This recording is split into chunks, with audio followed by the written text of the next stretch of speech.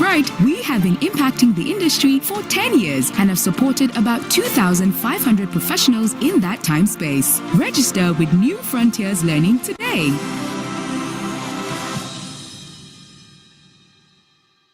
New Frontiers Learning is the #1 tuition center for the CFA exams in Nigeria. Our founders went through their CFA journey with little or no support of any kind. However, they vowed to turn into reality the dream of every CFA candidate earning the CFA charter, irrespective of their backgrounds, finance and non-finance alike. It is this commitment to support our candidates that influences our engagement of a world-class faculty, partnerships, scholarship and discount offers, our online learning management system, and so much more. Our clients' outstanding results across all levels of the exams every year attest to the quality of our top-notch physical and online program in the last 10 years. That's right, we have been impacting the industry for 10 years and have supported about 2,500 professionals in that time space. Register with New Frontiers Learning today.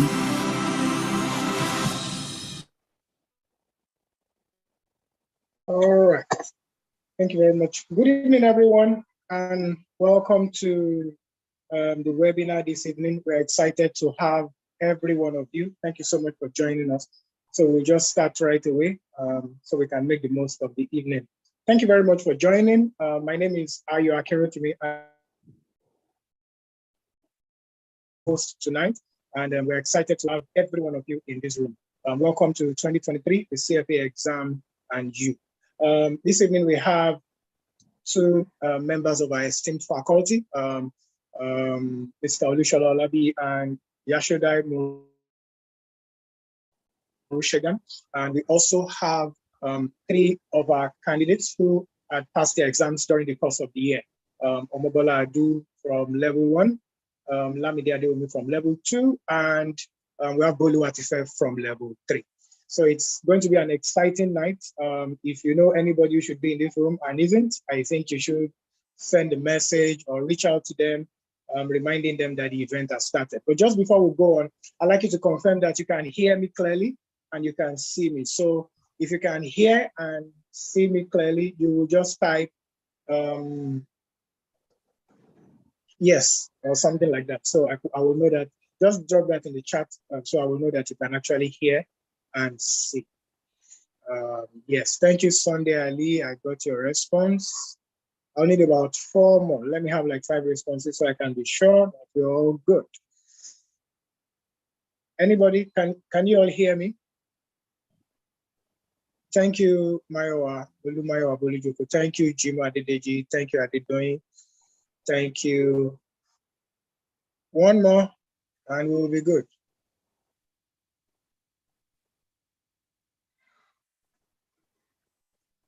Okay, good. So we're fine. Thank you very much. So it's clear. You can hear me and you can both see me.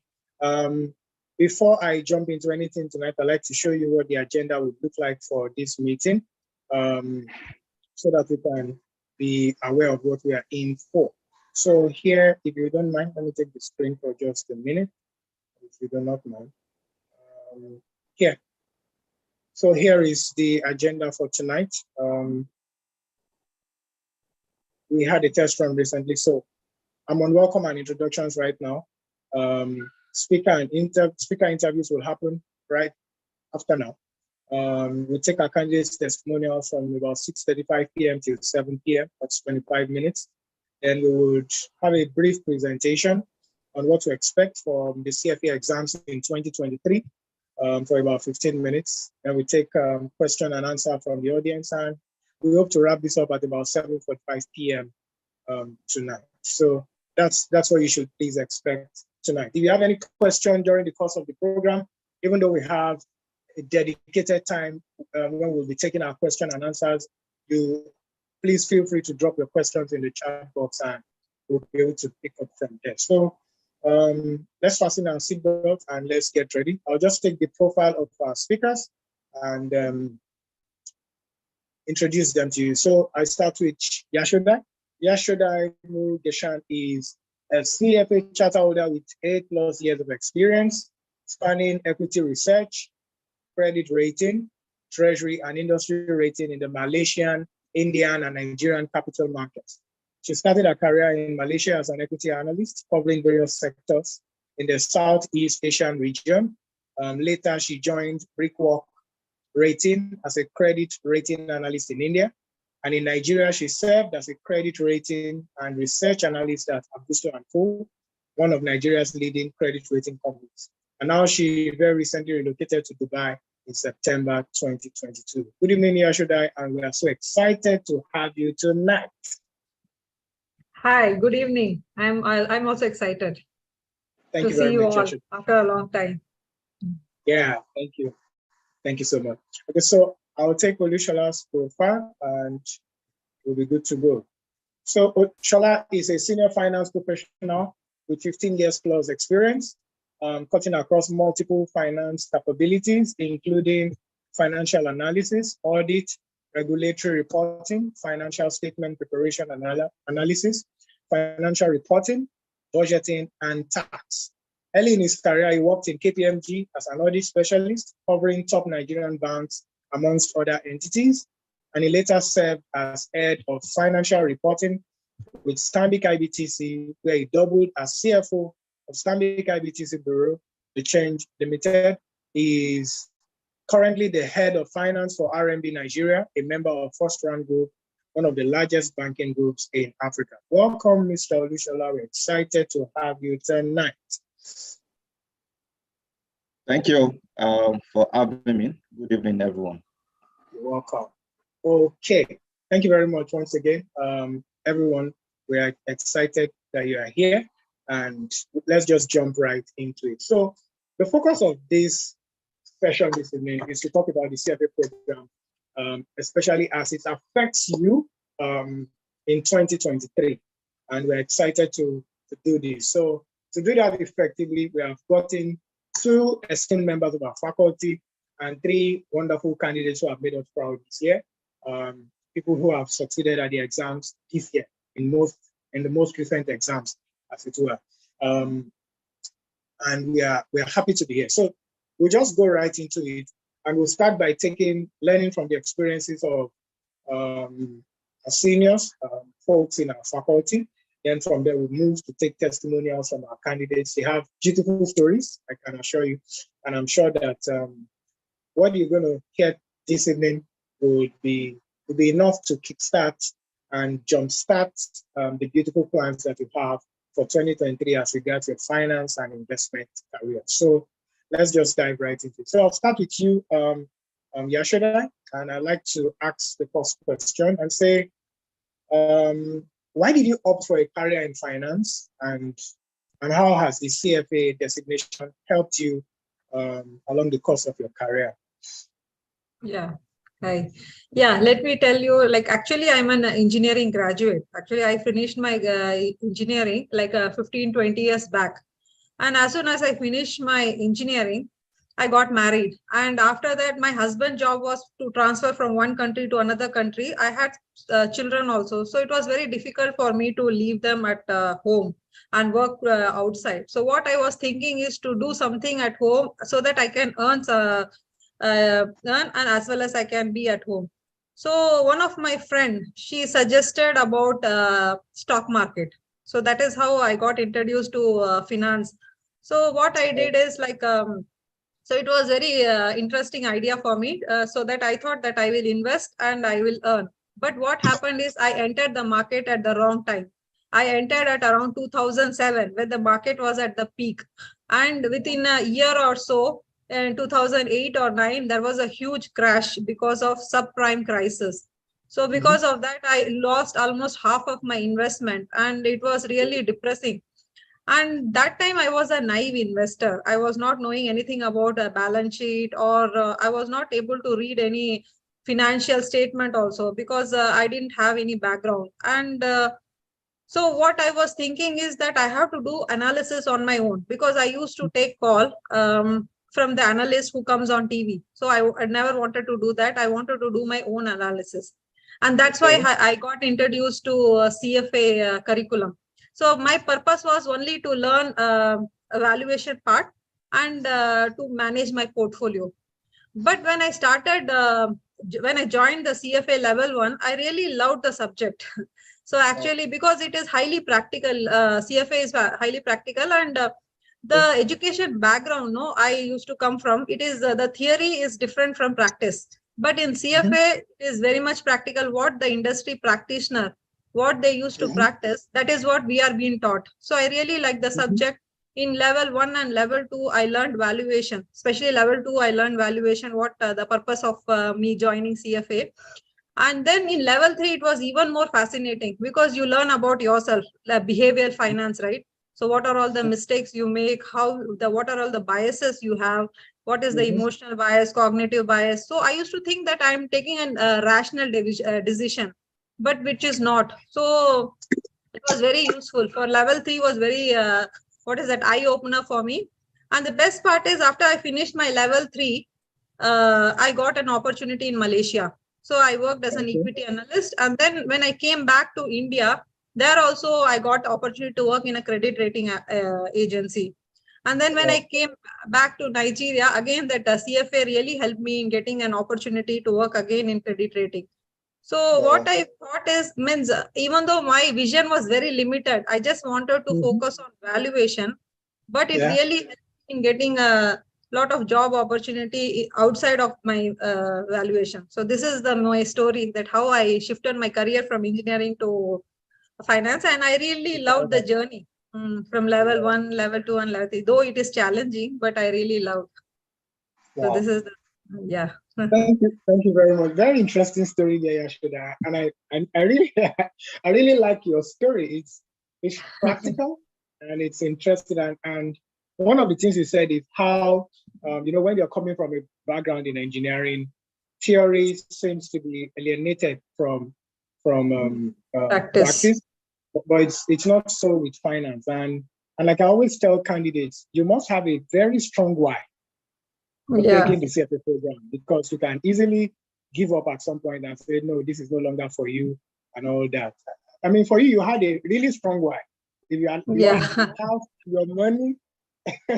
Yeah, but the thing is, it is the money which drives you, that you want to win in stock market. So you invest a lot of time, and that is the pushing factor for me. Absolutely. I mean, I don't know whether I should ask you, have you recovered back? I'm sure you yes. Now I'm a better investor. It is not because of valuation, it is because of my behavior. Because I used to stick with the stock. I used to think like it is my child, like that. I used to think, I never used to sell. So it was emotional. So many things we make mistake because of the emotional biases. So those things were taught in level 3. So now I'm much rational. I will not say I'm 100% rational, but now I know where to sell, where to buy, and my portfolio is in much better shape now. So excellent. I can call myself an investor now, not a trader anymore. Good. Thank you very much, Yashoda. That's a really strong why, and I'm excited about. Mr. Olushola, I can't wait to hear your story. What drove you into finance, and how the CFA charter has helped you along your career? All right. Mr. Ayo, thank you for that question. Thank you. My background, I would say it's very different from Yashoda's. I have a finance background, right? And you would say that, finance is a natural projection for me in terms of career. But in terms of a strong rationale for jumping into the CFA program, I would say I'm going to disappoint you. What happened in my time, and in terms of when, that was like 2009 thereabout when I started the journey. But the reason for starting is not the very fancy reason that the motivational speaker will tell you. It was more of joining the bandwagon, if you like. Me and my friends, we were looking for what next we could do Okay. after, after NYC. I mean, that was like 2 years into my career. I just started working like 1 or 2 years thereabout. Okay. And then I was looking for something to occupy me. I was looking for the toughest finance exam out there. Okay. So, and then CFA came into the picture, right? So I started the journey. Level 1 was very easy. It had a lot of stuff I knew. Of course, I studied accounting, graduated from University of Lagos. So level 1 was quite easy. Quite a lot of topics that I was familiar with. Level 2 wasn't too bad as well. However, in moving to level 3 was a struggle. And the reason was I did not have a strong motivation for jumping into the fray, right? It was, people were doing that exam and I wanted to do it, one, and I had energy. I need to find an avenue for that energy. Although I would say that, despite the fact that there was no strong motivational reason for doing it, nonetheless, there was clear, tangible benefit.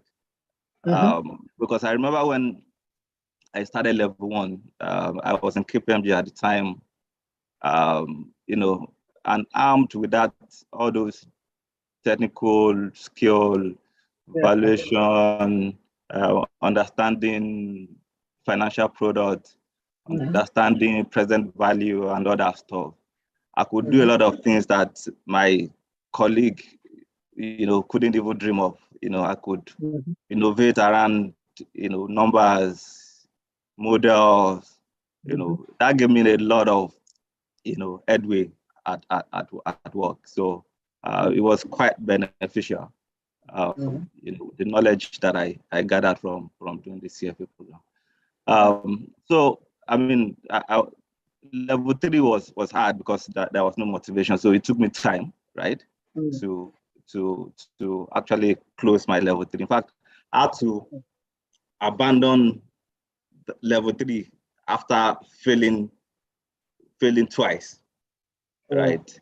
And along the line, I discovered, why I need the charter. I discovered that along the line. I mean, it was all the time. It was there with me. I couldn't just figure it out. The reason was because number one, I love numbers. I mean, I like to create things around numbers. 2, I'm fascinated about financial market. About financial product, and CFA will give you all of that. I mean, the entire globe, how the money moves across the globe, what drives that, what drives the market. I mean, you could see what is going on in the US today in terms of high inflation, the impact on the stock market, and the fact that even the strong consumer spending that ordinarily should drive stock market is what is carrying the market away. So, but CFA definitely would give you that, technical skill and, to understand what is going on in the world, especially in the financial market. Thank you very much, Mr. Olushola.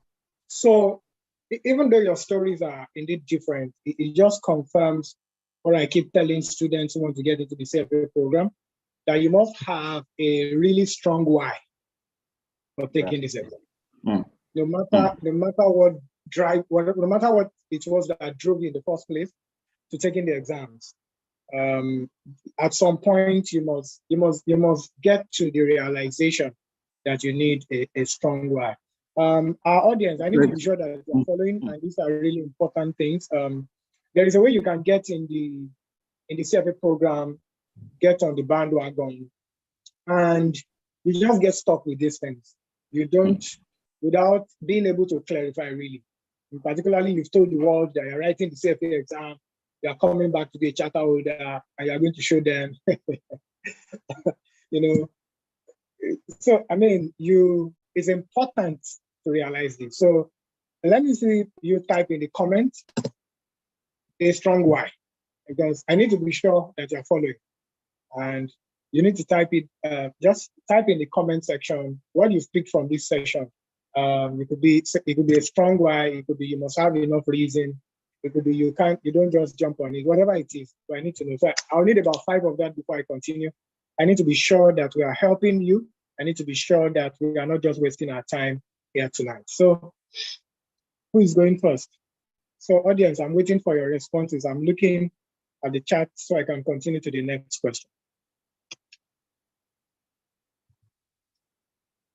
A strong why, a strong why, a strong why. That's what I want to see. A strong why.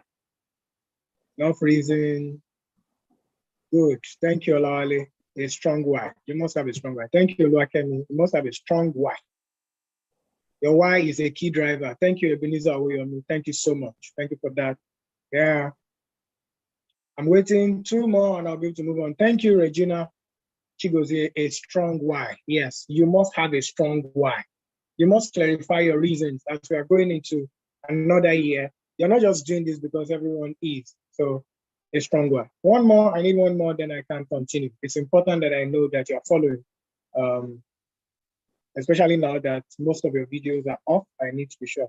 Thank you, Idamola, a strong why. Thank you very much. So you must have a strong why if you're getting not just into finance or into anything in life, but into the CFA program. So, Ms. Olusola, let me still keep you on that seat and just ask you this question right now. So, in preparing for the CFA exams, what have you found, from the perspective of a teacher and now that you're a charter holder, what have you found to be the optimal strategies or tips that you think are important for passing the CFA exams, really? The exam is unique in itself. Yes, I'm sure that's a great question, Mr. Ayo. And I think the best way to start responding to this question is from where I stopped and the phrase that you hammered on. I think the very first thing that needs to happen in terms of strategy is a strong why, to use your word. You need to ask yourself why you are doing this. And why it's important is that the exam is challenging. It's challenging not because it's difficult to understand. The concepts are not so difficult to understand, especially if you are in finance world. Even if you are not, they're not difficult. And the interesting thing you find is that even the non-finance, people with non-finance background, even ace CFA exams. So I've seen a couple of people without finance background passing level 1, 2, 3 without repeating any level, right? So the first thing I would say is that you need to find your strong motivation, because that's the only thing that will keep you going, right? Weather the storm. Now, in terms of study strategy, you have like 3 options. First, you could self-study, which in my time was pretty much the only option available. 2009, 2010, there was no New Frontiers or any other tuition provider. But now, I mean, it's a different world, thankfully. So the second option is that you go through a tuition provider like New Frontiers. And the third option is that you buy on-demand videos from tuition providers, right? So those are the 3 options available to you. Then in terms of the materials to use, right, I would say you have 2 options. When you pay for the CFA exam, you're also given the material, study material from Yeah. CFA Institute, right? You could use that. That material is thought to be very voluminous, it's lengthy. Then there's another option, which is like a summary version of the CFA curriculum that is prepped by tuition providers like Schweizer. You can say it's a summarized version of the CFA curriculum, right? You have two options there. So now, which option will you choose? So I started with your study mode, you know, whether you are reading on your own or you are using like New Frontiers or you are watching video, and then what material you're using. So now, the best approach, I would say, it depends on you, right? There's this old saying about knowing thyself, like is the fundamental rule if you want to succeed in almost anything, is to know yourself. So the strategy that would work for you is it depends on you pretty much. And the interesting thing also is that the strategy to pass or to succeed for each level based on my experience is different. So the strategy to succeed for level 1 is different from level 2, and that is also different when you get to level 3. So you need to then, you know, armed with all of this information, right? Then look at what works for you. And of course, your schedule also comes into play. I mean, if you have a very tight schedule, if you're at work weekend, it means that you cannot even you can't attend lessons.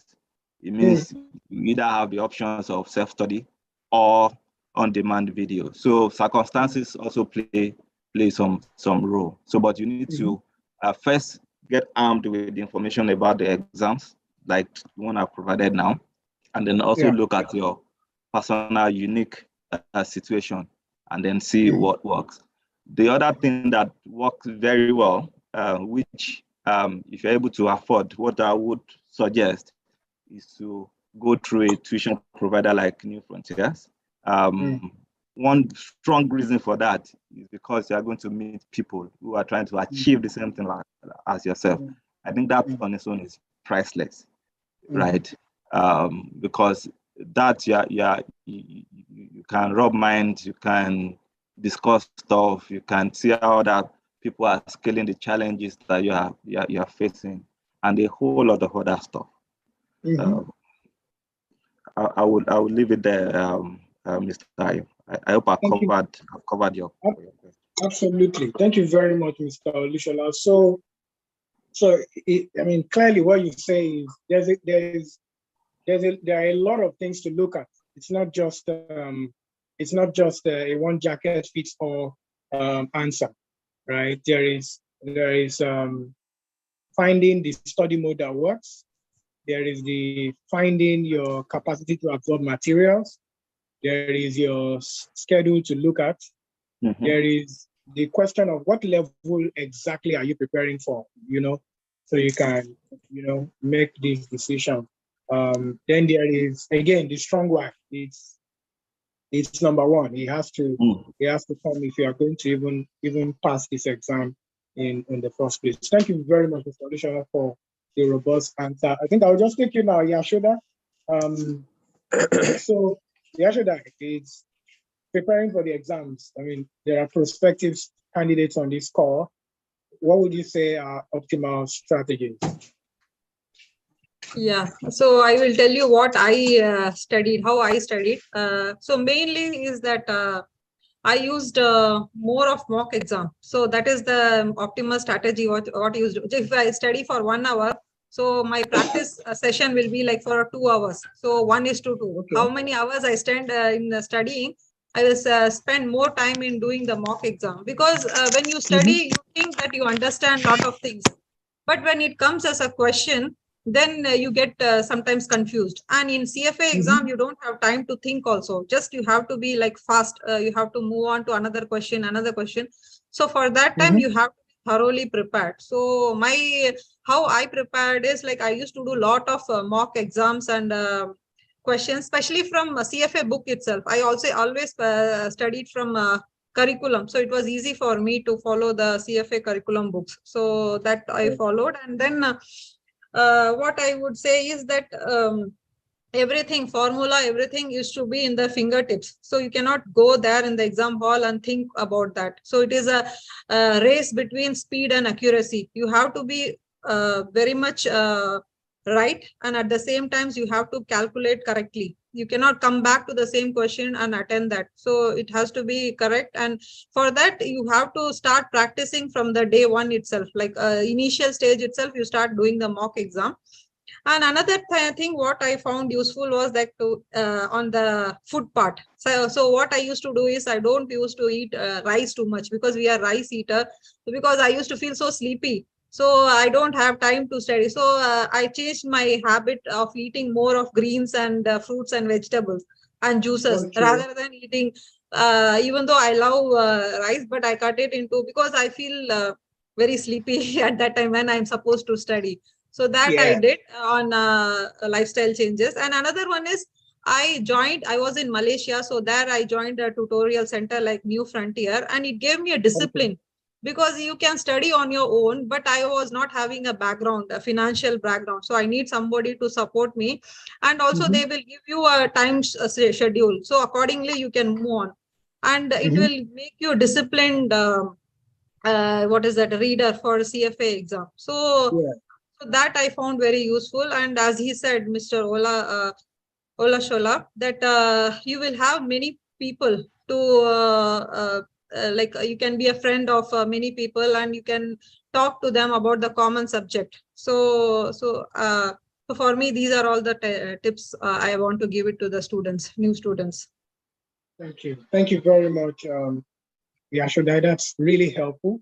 So I heard you say spending more time on questions. So our audience, if there's anything you've picked from the last questions between Yashoda and Odishola, I'd like to see you type it in the chat box. But in the meantime, I'll just talk about what Yashoda has said. So you've talked about spending more time with the questions. It's important because, again, at the end of the day, that's what's going to be happening, isn't it? You're going to be answering questions in the exam halls. So Yashoda talked about spending more time, ratio 1:2. She was specific about that. Thank you very much. I can see that Oluwamaya are practicing more.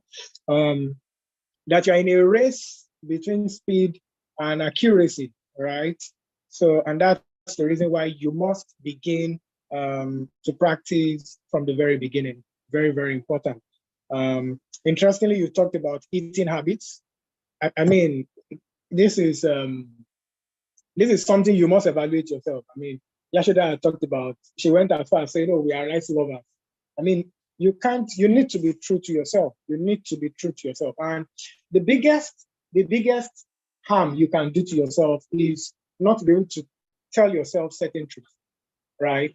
How do you prepare for an exam like this and you're always sleeping and you don't know, and you're unwilling to change your eating habits? I mean, clearly you're not ready, to put in the work. And this is not that kind of exam, to be honest with you. So you must look at circumstances, and it could even be your environment. It could be where you're studying. Are you able to study in this kind of situation? Are you able to study in under this kind of environmental situation, right?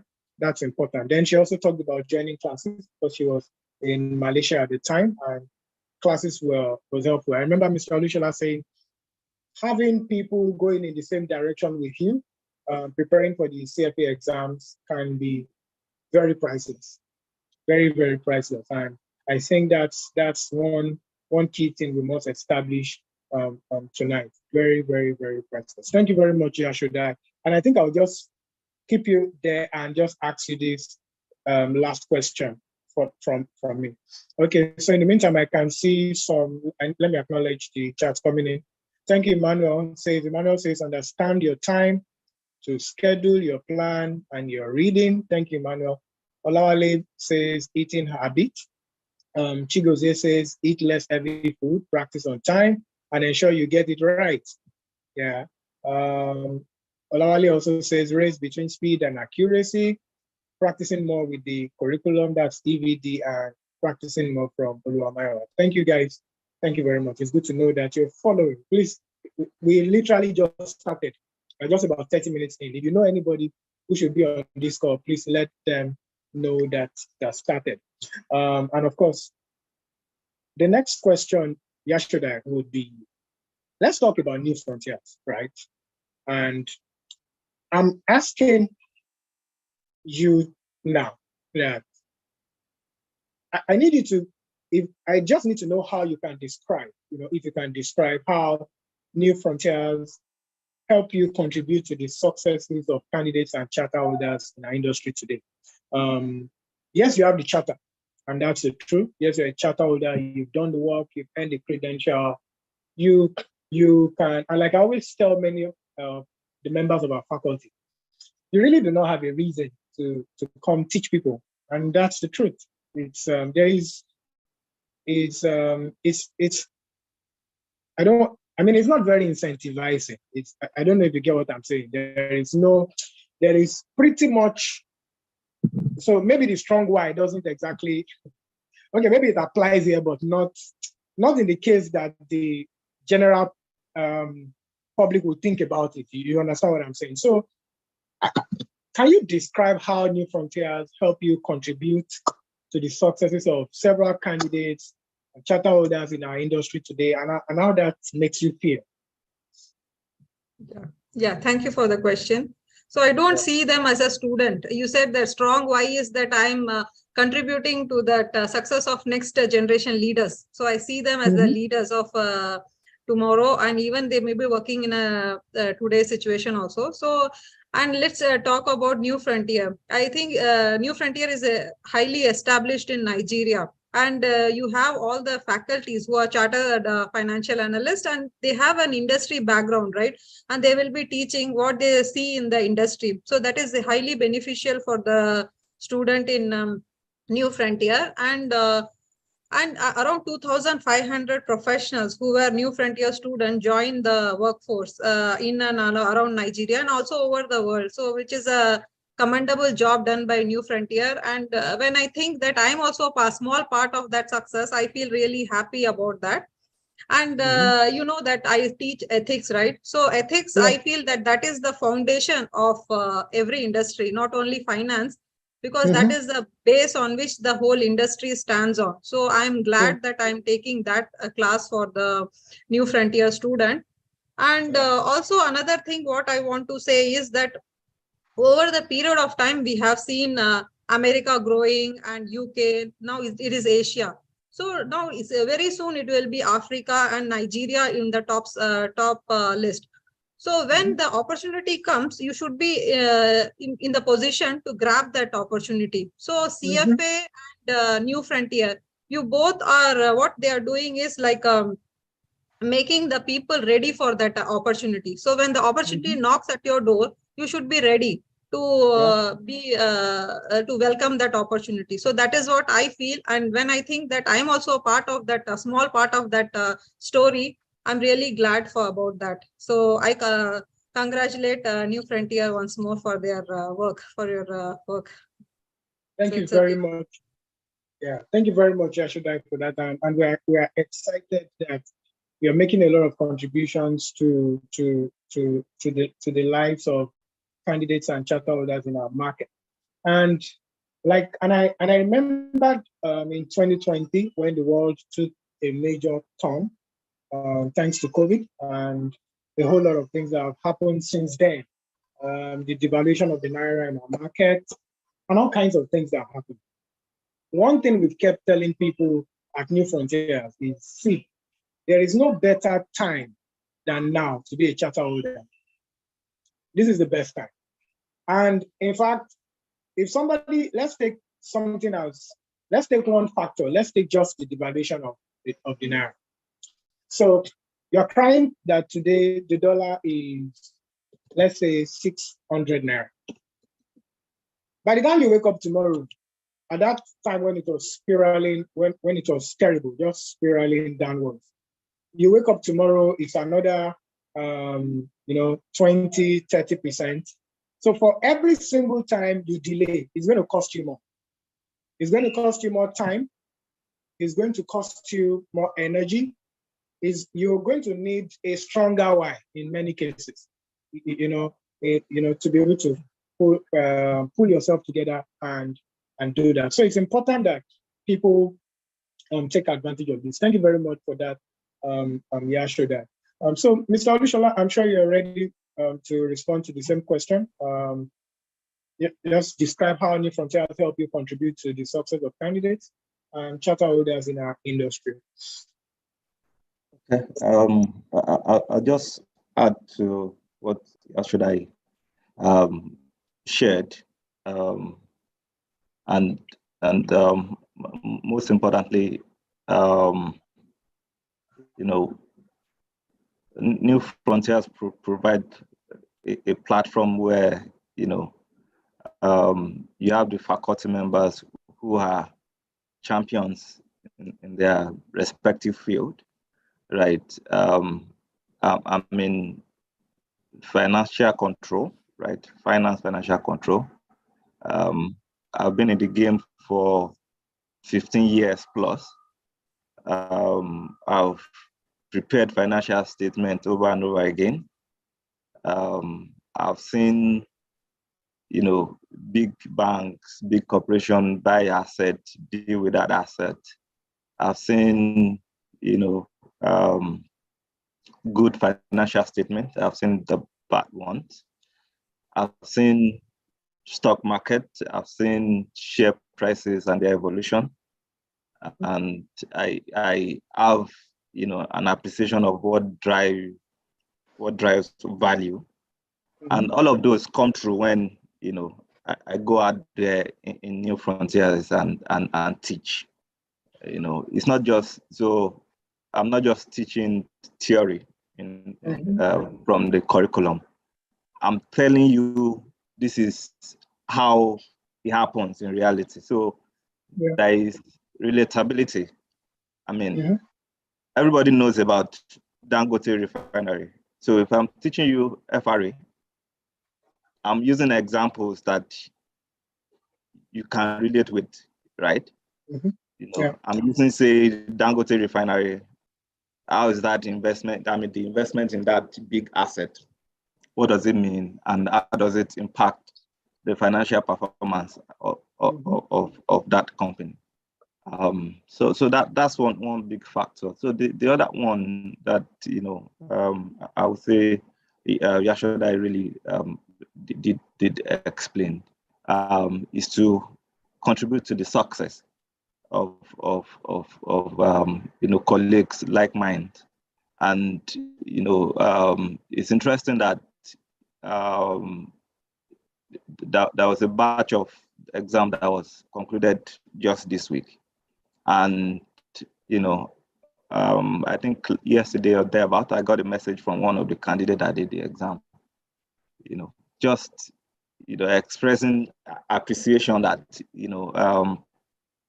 to say thank you that what we did together, all the lectures did pay off.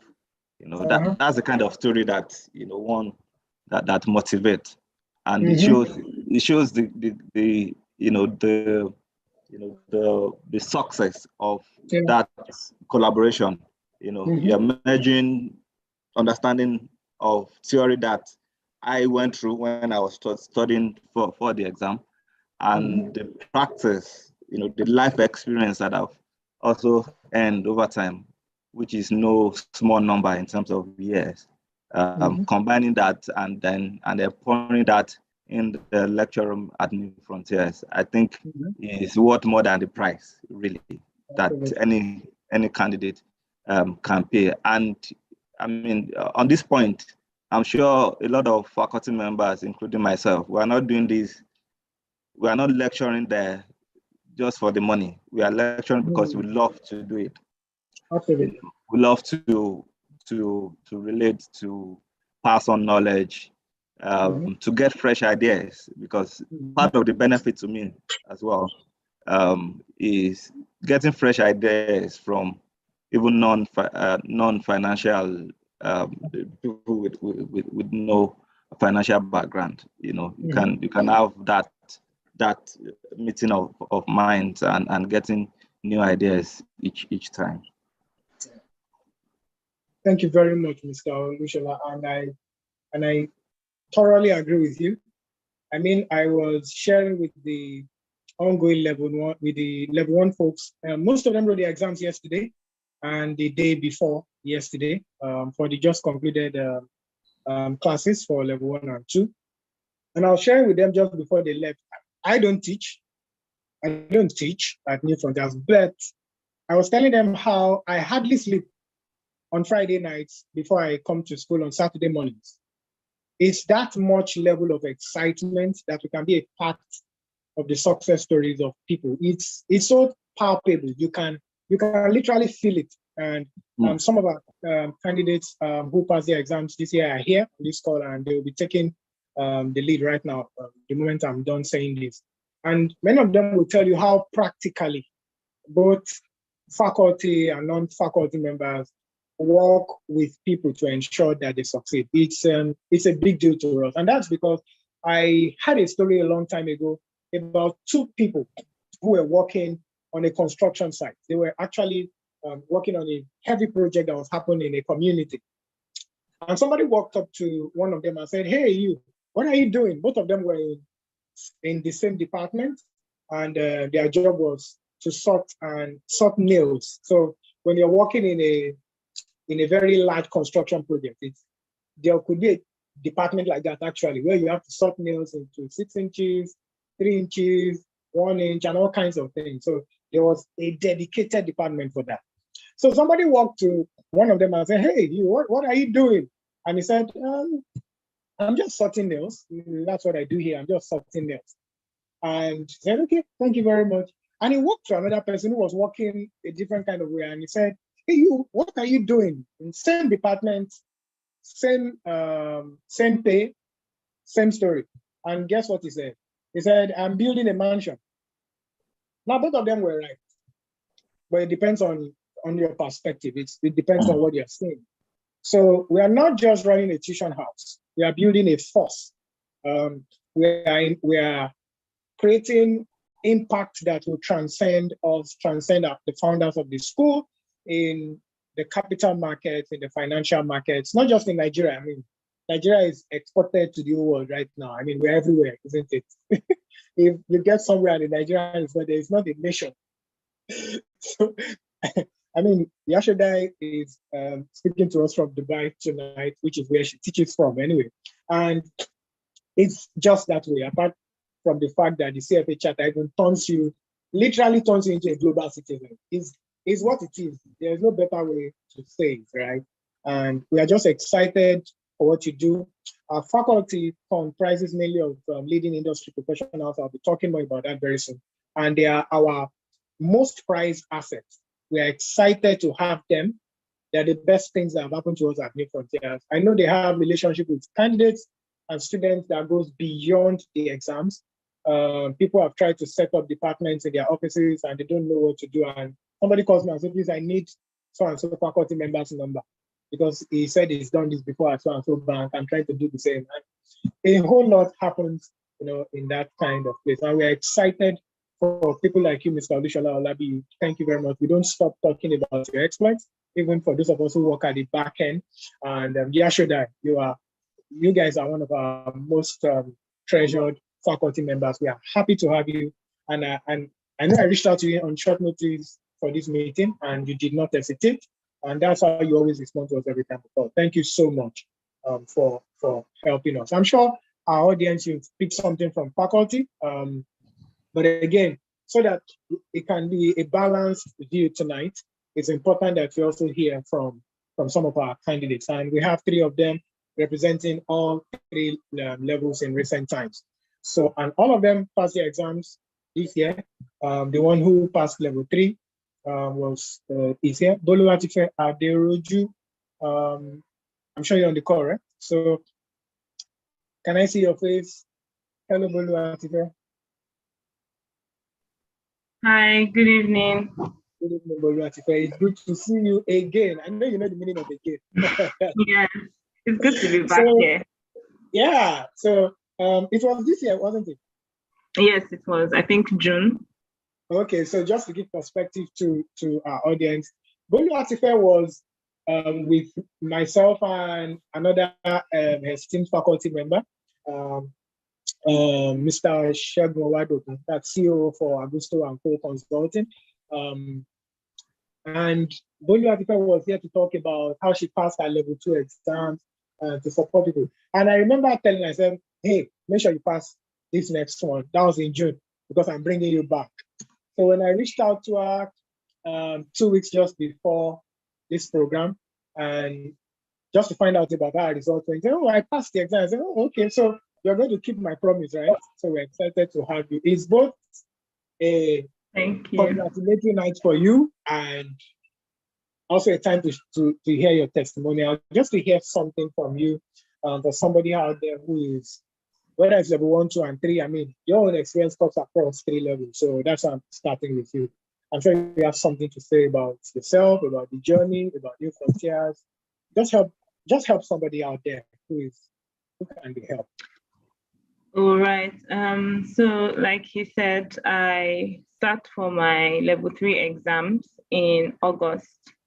Yeah, so I won't lie, like level 3 was very, very intense, even more intense than the other levels, especially because of the theory aspect, and the time you have to do it in is really short. And it was just, I was very anxious going into the exam, and all I could think about was just do it, just move on to the next one, just move on. When there's one that you think you're spending too much time on, okay, I've answered 2 questions here, let me just move to the next one. And after the first session, I was so drained because it was a whole lot. And I had to just take a short break, run back inside, because I don't want my time to start running again. So CFA, throughout the whole journey, I think it's something that you really have to be committed to. You have to deprive yourself of so many things to ensure your success. Well, not like you can ensure your success anyway, but you can just do your best. I always approach the tutorials, the studying, and the exams as though like I don't know anything, and just be fully open to the possibilities and to all the knowledge that I can gain. Because I find that sometimes if you think that, oh, this course, I'm kind of good in it, that could end up being your weak point at the end of the day. So it's just best, whatever your strengths prior to the exam might have been, it's just best to just approach it with the perspective of just new concepts, new ideas, just so that you can fully submit yourself to everything that you're learning, and you're not letting your old knowledge kind of impact the new one that you're getting. Also, you like practicing, like Yoshodai said, you have to practice, because when you study is quite different from what you see when you have to do the questions. So if you have even read the curriculum back and forth, if you don't practice the questions, you might find it really hard to pass the exams, because you don't know the way the questions are going to come out. You don't know the format you'll be required to answer in. But if you have practiced, if you've done the mocks, if you have answered the questions in the curriculum, it kind of gives you more confidence going into the exam. And being confident going into the exam is a major part of passing at the end. Because if you're going into the exam already feeling defeated, there are chances that you get too nervous and you're not able to properly answer the questions, even the ones that you know. So I'll just say, like, prepare really well, start studying as early as possible, because most of the people writing the exams also have like tight work schedules. So if you don't start working on time, sometimes there are things that work things that come up that are out of your control and may affect your study plan. But if you have started studying early, you have enough room to wiggle around and still catch up. So start studying early, practice as much questions as possible, reach out to the faculty if you need any help, reach out to your to your classmates as well. And just do your best, pray, rest, take breaks in between, and just try to keep your health, mental and physical health as good as you can as well. Thank you very much, Oluwatife. That's quite insightful. You were with New Frontiers from level 1 to 3, the whole journey? Yes, I was. Oh, interesting. Thank you very much. So you're quite a veteran now. So Yeah. and congratulations on your much deserved success. I'm sure you're back to normal life now. Your weekends are back.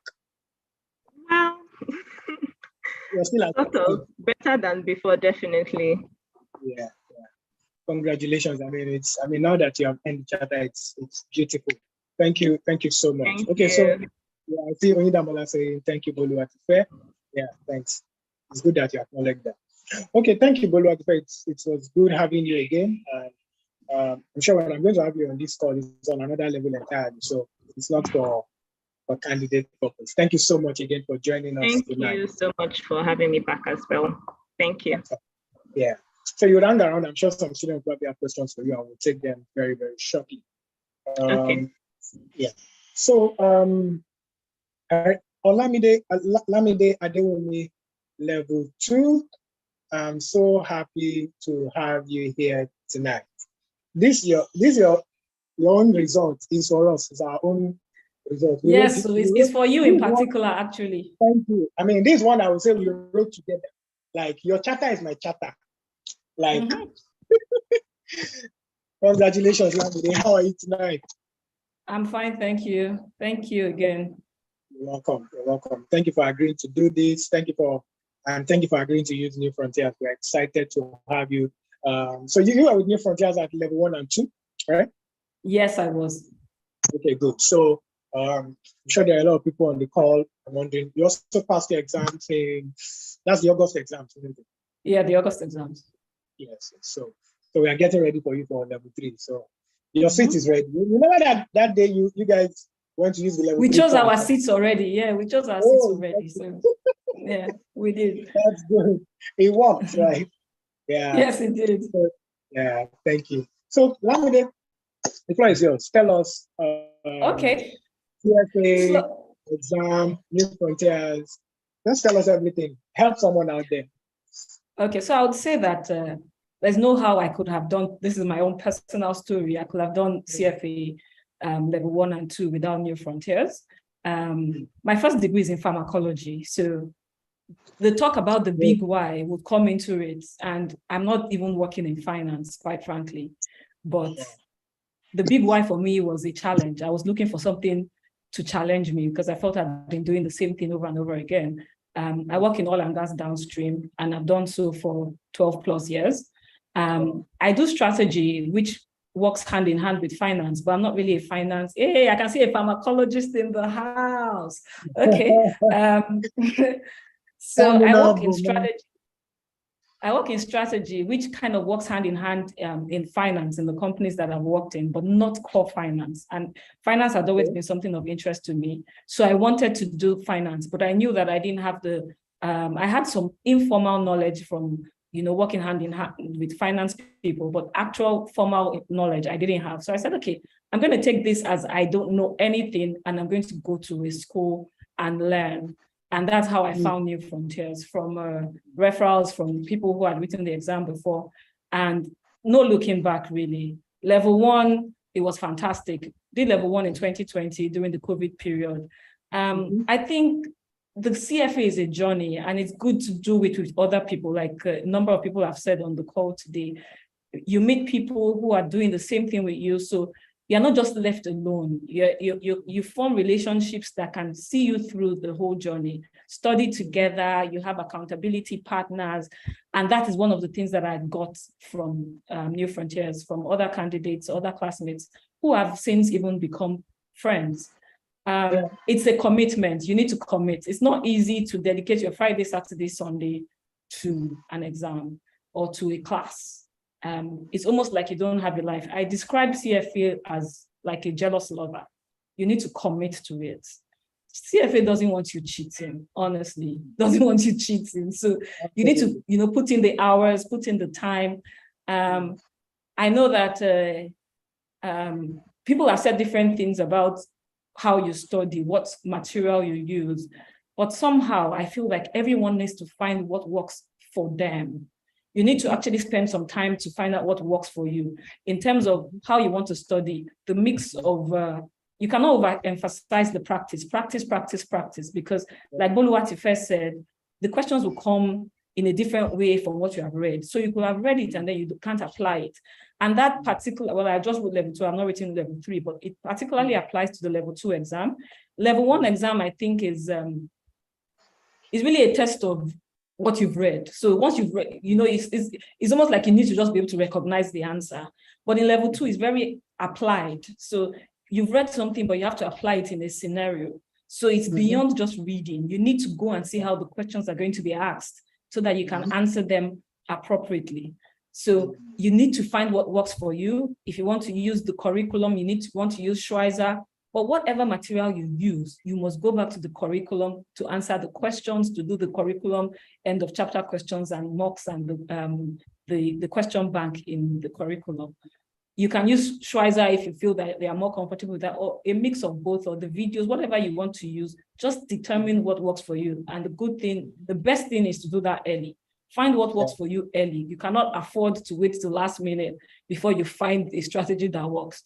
It may help if you have classmates that you can perhaps coin out a strategy together and make yourselves accountable to make that happen for you.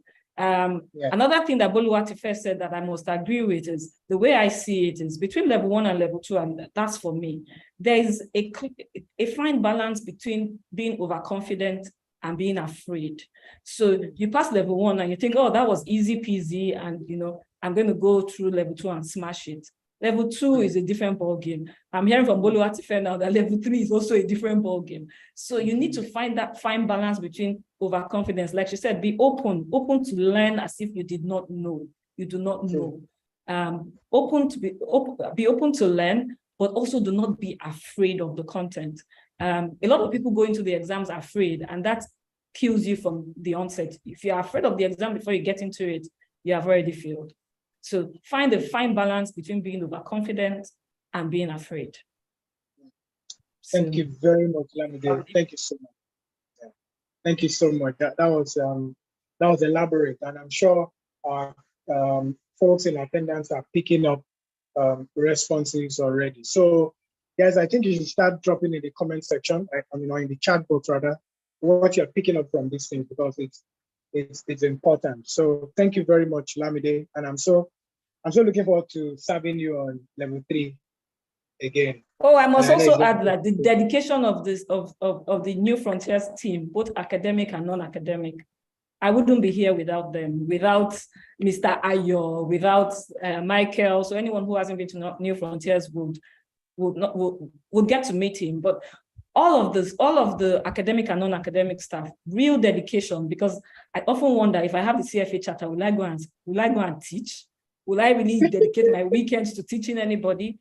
But real dedication, yes. But I've agreed, I think I'll teach alternate investment. That one is small. Don't worry. With me, you have a slot, don't worry. In fact, I can create the class for you. I'll go and put your name there. I'll say it's Lamide's slot. Nobody should take it. All right. Thank you. Thank you once again, Lamide. You just hang around to take questions from our audience. And thank you, guys. I'm sure I'm seeing okay, I got a question. I'll respond to that question shortly in my presentation. So, guys, you can start dropping in your comments, what you think about what you're hearing, what you're picking out of this. So I have one more person from level 1. Now, what I like about this person is that, it just confirms that thing where we always tell people that CFA is the only exam where even when you have a PhD, you won't get an exemption. You start from level 1. So, Dr. Omobola, how are you? Good evening. Yeah, good evening, Ayo. Can you hear me? Yeah, very well, clearly. Oh, okay, thank you. You're welcome. And congratulations on passing your level 1 exams. Thank you very much. I can literally remember that room where you sit and I come to ask you, how is it going? How are your studies going? You know that room beside your level 1 class where you sit in Yeah, one corner. Like, we should go and yes. brand that corner. And for new guys who are coming, maybe you should ask me where that corner is when you come so that we'll probably start using it. I think there's a wavelength that is there that probably helps, right? Yeah. So, Omobola, welcome, and we're excited to have you tonight. Thank you very much again for agreeing to do this for us. I'm sure it's been quite insightful, and we are trying to do a whole lot in a short while, but I'm sure there is so much significant value being added tonight already. So, please, I need you to add your own part, the CFA exam, the level 1 exam, the things I've had about level 2 now that you're going into level 2, new frontiers, the faculty members. You started the journey already, and it's beautiful. So please help someone out. Yeah, okay. So I'll just kick things off from where Lamde stopped, right? When she mentioned, oh, level 1 is different from level 2. I think after I wrote my level 1 exam, the first thing that came to my mind was that, okay, if I pass and I go to level 2, I know how to prepare for this exam. Because in terms of what is required, the curriculum, going through the curriculum, whatever study materials that you want to use, you have to be devoted to it. So at the end of my level 1 exam, when I came out, I said that this exam is not that difficult. So far, you plan yourself well. So far, you study the material, because at the end of the day, all the questions they'll come that they'll give you, they are all from the curriculum. So it's not like they're going to bring out a different thing that was never taught or was not in the curriculum. So whatever they're going to give you is going to come from the curriculum. So just like also Mr. Lushala said, right, you have to know yourself. You have to know how best do you read. So I used to tell myself back in school that, oh, me, I'm a night reader.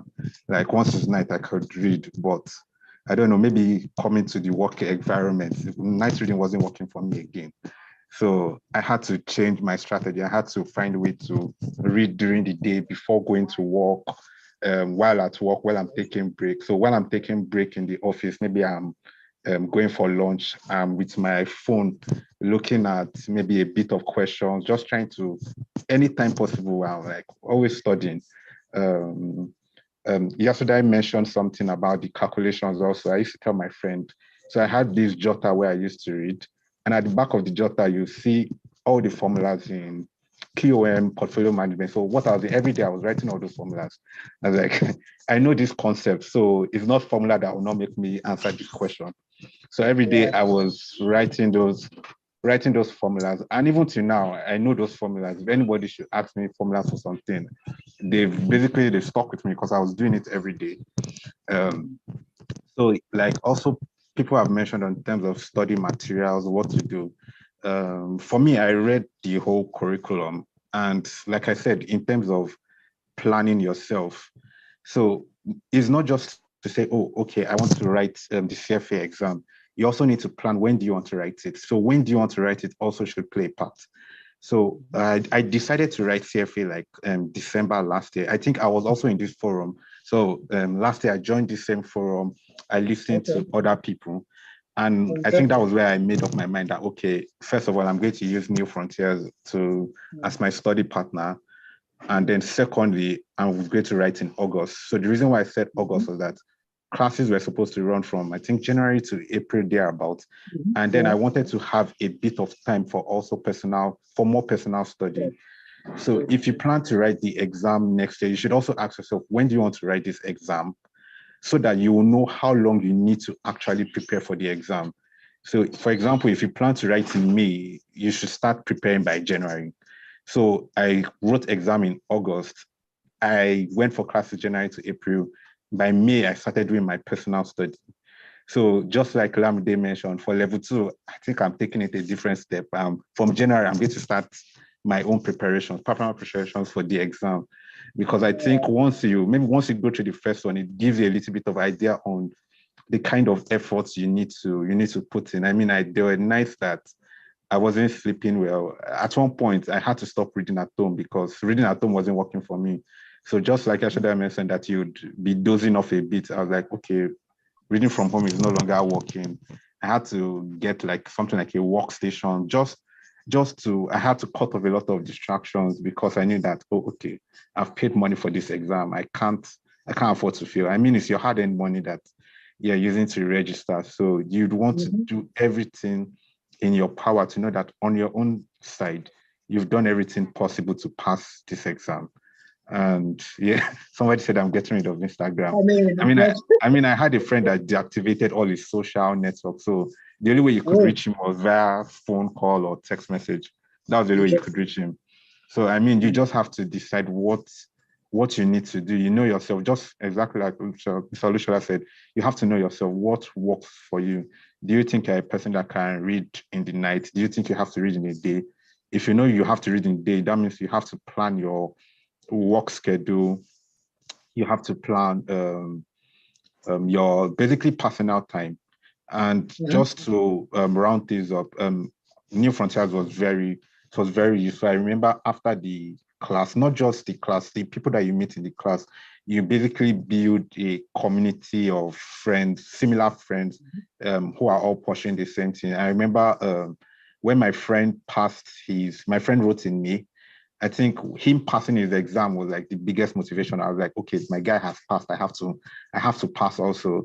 So he also gave me tips, what I needed to do. I mean, there was sometimes I was going to his place to stay over just so that I could have somebody to watch me to tell me that, guy, what are you doing? Continue reading. So, I mean, the community is very important. It gives you a whole community of people that you can always reach out to when you're having issues. I remember there were some questions I couldn't solve. I reached out to people, they put me through it.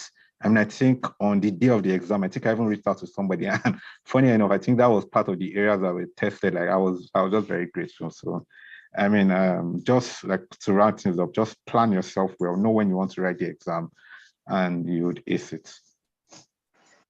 Thank you very much, Amabola, and I'm excited that you were able to share your story. The network of friends that you get, the understanding that level 1 is different from level 2, understanding how that even though you have finished your lectures, you understand yourself that you require more time to study. I think those are very unique things to you, and they are very important. Candidates must actually think about when they want to write their exams. Thank you very much. Thank you, Bolu. Thank you, Lamide. Thank you, Mobola. I'm excited that you could come in tonight, and we will start taking a few questions very soon. But I know that there are people on this call who would like to know more about the CFA program. So let me just do, I was supposed to use about 15 minutes, but I'll drop it to 10. I'm going to be very fast, give a quick information about the CFA exams, particularly as regards to yourself in 2023. The things you should pay attention to. I'm sure a lot of value has been added tonight. I think before I do that, I need to be sure that our audience is still awake. So guys, let me see that value has been added on this call. I need to know that value has been added. So just drop a message or something on the chat box that says, yes, value has been added. Let's continue, or let's call it an evening. I need to be sure.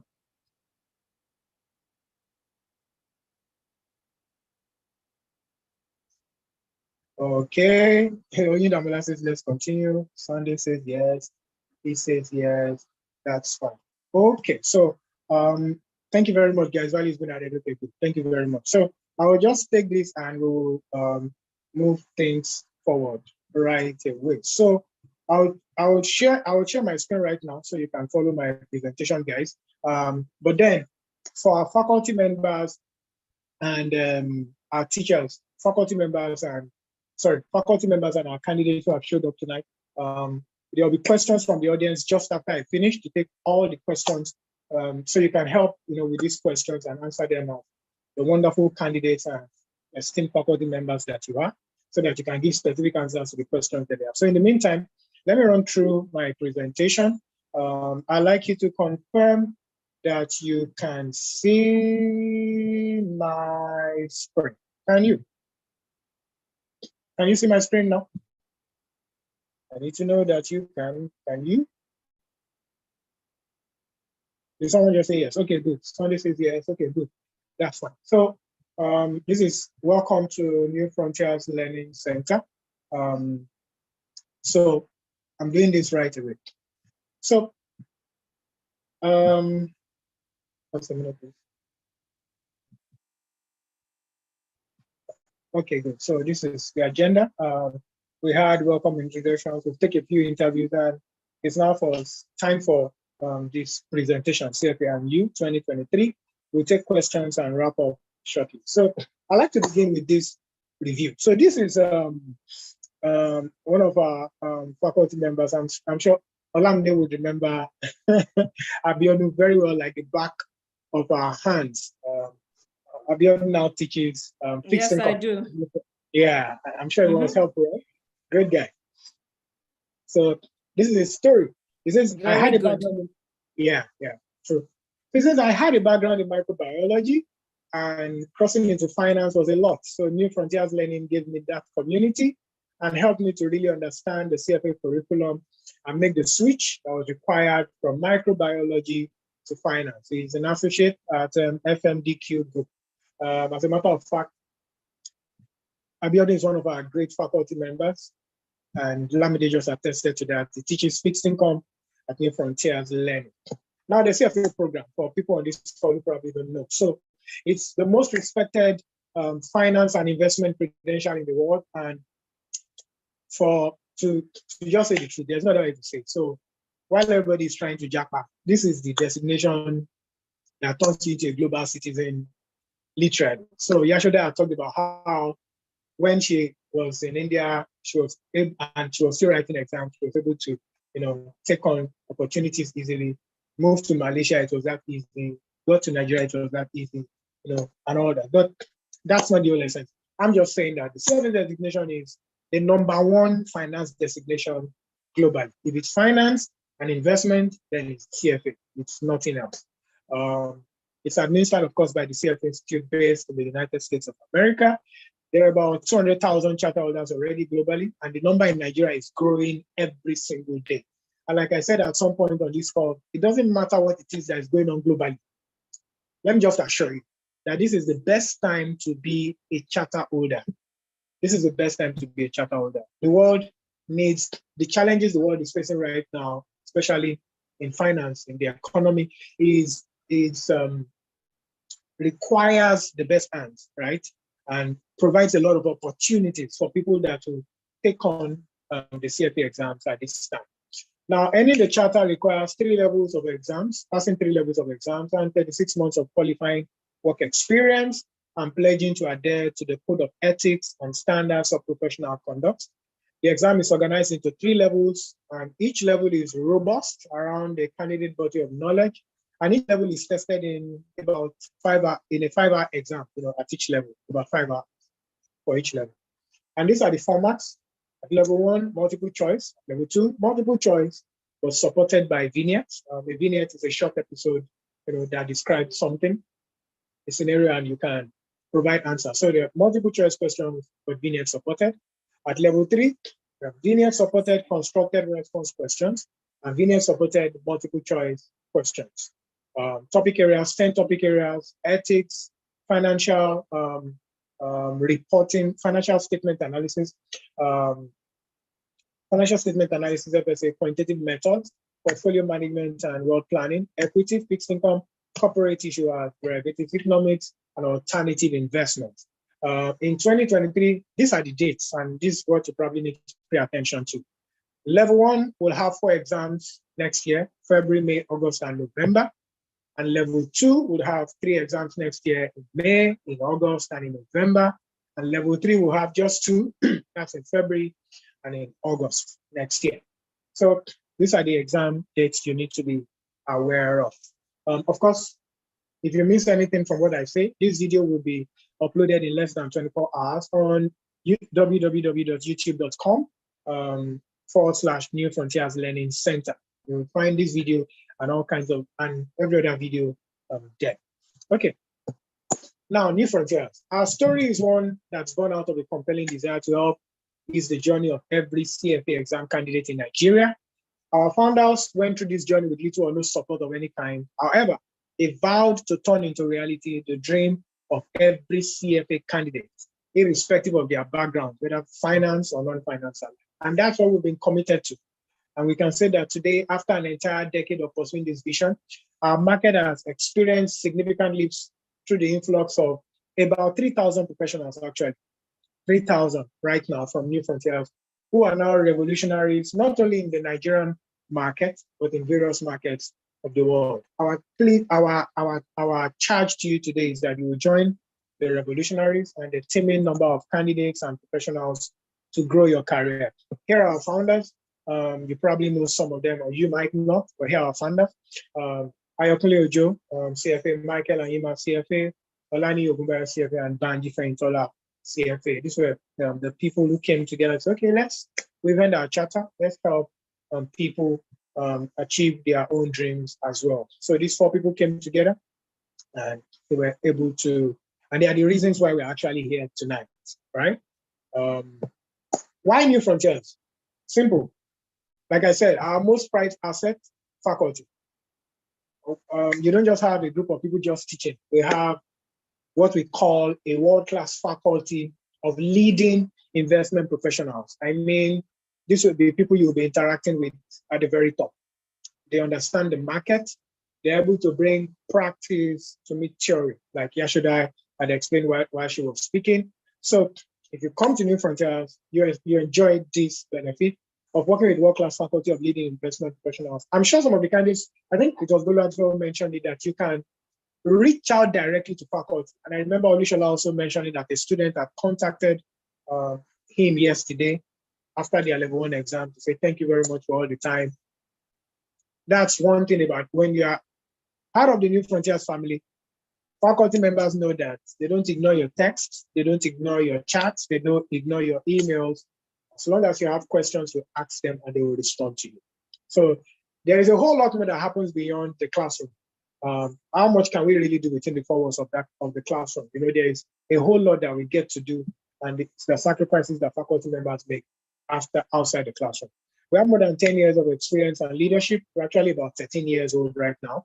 We're actually going into our 13th year of doing this. We have a lot of scholarships, discounts, and special offers that we give to our candidates to understand the challenges in the market.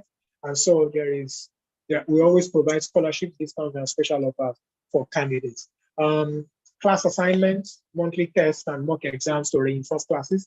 We won't assume that you will go and take these mock exams yourself. So we have them sitting on our learning management system. They've already been installed.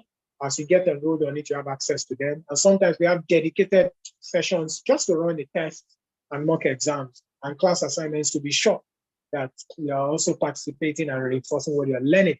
We have a no pass, no pay policy. If you meet all the terms and conditions, taken all the tests, written all the assignments, written the mock exams, and passed at a minimum level, which we disclose, outside of here, then you can come back and say, hey, I did all I should, and we check the records. Oh, you scored above all, and you participated in everything, and you scored above what you were supposed to and met all the terms and conditions. Absolutely. There's a no pass, no pay. Then you come back. It means, and we're able to do that because we have a formula that works. We've done this for more than a decade, and we are confident that our formula works. So if the formula doesn't work, then, and we check our own check and balances, and should see that you've done what has been requested of you, because there is a part that is ours, which we're committed to, and there is a part that is yourself, which you must be committed to. We see that that has been met. Then, of course, you join the classes without paying. We net it up, and you're able to attend the classes on a no pass, no pay basis. Then, of course, candidate support. A lot of candidates have found their jobs just being part of the New Frontiers community. A lot of organizations reach out to us because of what to do. We're usually the first point of call when they are looking for certain roles in the finance and investment space. And these opportunities exist, right? We are always there to support. Support is the primary thing that we do at New Frontiers. The only thing we cannot do is write the exams for you. And the only time we cannot help you is inside that exam hall. But from the first day you take the first step towards joining the New Frontiers family till the last day when you end your chapter, you will have our support all through the journey. And we are committed to doing this. Now, this is Kemi Busari. She's a non-executive director at Chipakat. And she says, I enrolled for CFA exams as a biological sciences graduate. So you can imagine the burden of transitioning into learning about treasury bonds and derivatives. Looking back now, I could not have done it without the support and commitment of the instructors. They are unrivaled in teaching the curriculum and set the stage for my rewarding career. These are verifiable reviews on LinkedIn and on our website as well. Now, so this is where we say, what program fits you, right? There are all kinds of programs, but you need to figure out, again, just like everybody who has spoken tonight said, you need to find what works for you. So at New Frontiers, we have all kinds of programs. And these programs run fundamentally both as live programs in the physical school and virtually, right? And on a self-paced basis where you can access materials that have been pre-recorded or recorded during sessions, and you can use them to prepare for your exams. Now, they are on three. The programs are mainly three. We have a regular program that run for 16 weekends, excuse me. That run for 16 weekends, and that's a regular program. It starts on Friday from 6:30 p.m. till about 8:30, 9 p.m. thereabouts. But again, classes on Fridays are mostly virtual, because we also understand that you're going to have, you have had a busy week from Monday to Friday, and you attending classes, and then you're coming back the weekend for a full weekend could be very difficult. So we had to move our Friday weekends classes, to be virtual classes for those who are in the regular program. We also have the Saturday and Sunday classes. Saturday and Sunday classes start at 9 a.m. So after you hold your classes on Friday evening from 6:30 till about 9 p.m. thereabout, you then move to Saturday and Sunday, and that happens from 9 a.m. till 6:30 p.m. Some 15-minute break in between every 2 hours and a major 1-hour break, just to help you cool up and get your acts together before you continue again. It's not as difficult as it sounds right now, because you're going to have the support of a lot of people, participants, students, candidates in class who are supporting you on this journey. So it's not a problem at all. Now, there is an intensive program that we run. The intensive program is for candidates who have been studying. Now, they've been studying, they're preparing for the exams. However, they are unable to sit for 16 weekends, maybe because of work or for any reason, life and all that. There is a dedicated intensive program that runs for 2 weeks, from Monday to Sunday, on the month before the exam. So for the May exam, it will happen, for example, in April. If you are taking the August exam, it will happen, for example, in July. If you are taking the November exam, it will happen, for example, in October, depending on what program that you're running. And it's going to be 2 weeks. So students who want this program are typically aware at this time, so that they can plan their leave in the coming year and say, okay, I'm interested in the intensive program.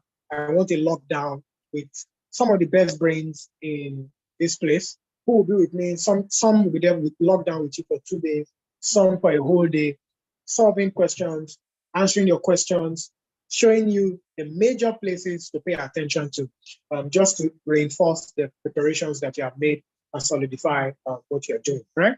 So that's the second one. The third one is the executive program. The executive program runs for 6 months, right? So unlike the regular program that runs for 16 weekends, which translates to about 4 months, the executive guy says, hey, I'm very busy.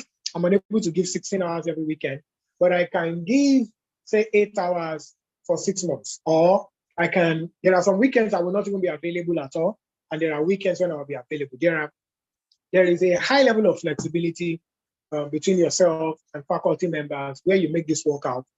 My own responsibility is to give an ideal start date and an ideal end date. When we give you that, to work with your faculty members to do something that is really flexible. The executive program is very high on flexibility and for people who can do that. Again, these programs run both as live physical or live virtual programs, and of course, as self-paced, already recorded programs. If you have questions, you can start dropping them, and I'll take some immediately after now.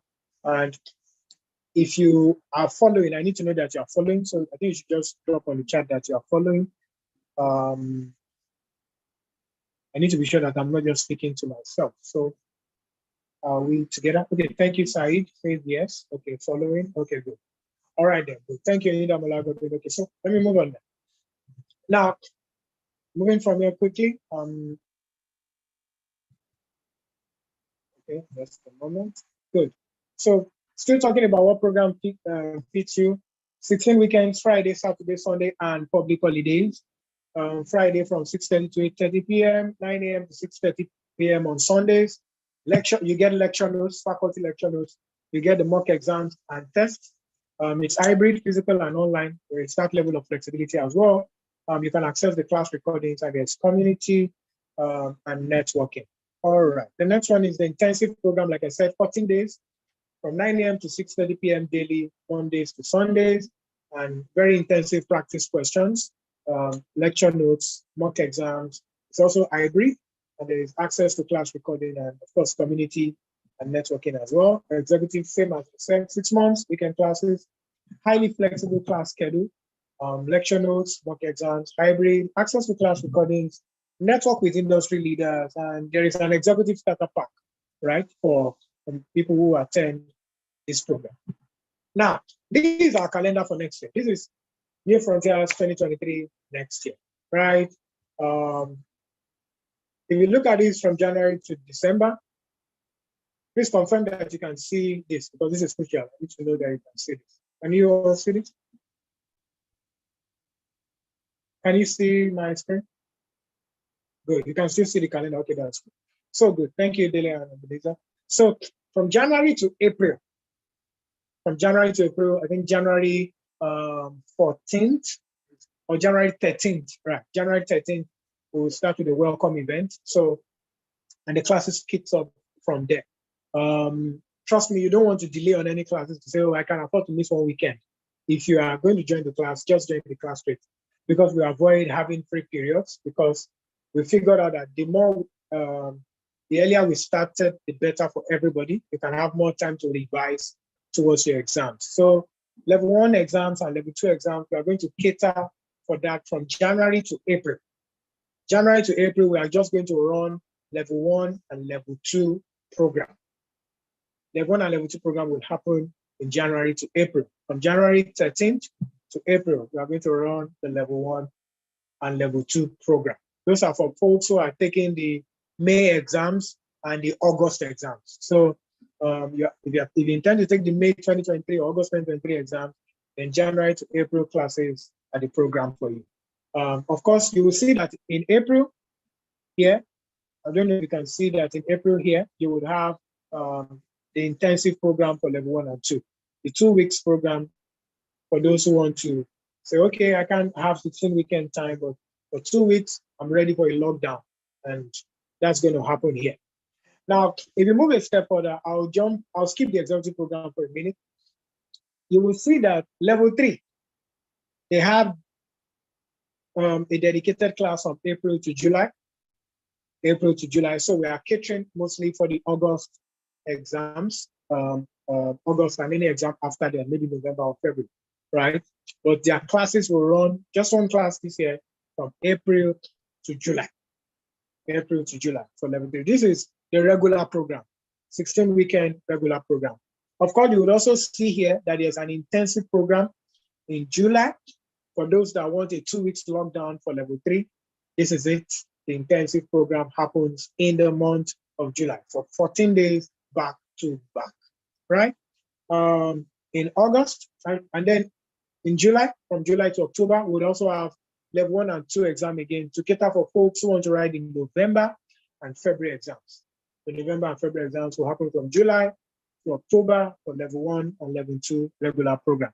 And of course, you will see again that the intensive program at that point will happen again in level 1 and level 2. That's the 14 days intensive program will happen at that point, right? If you have any questions about this,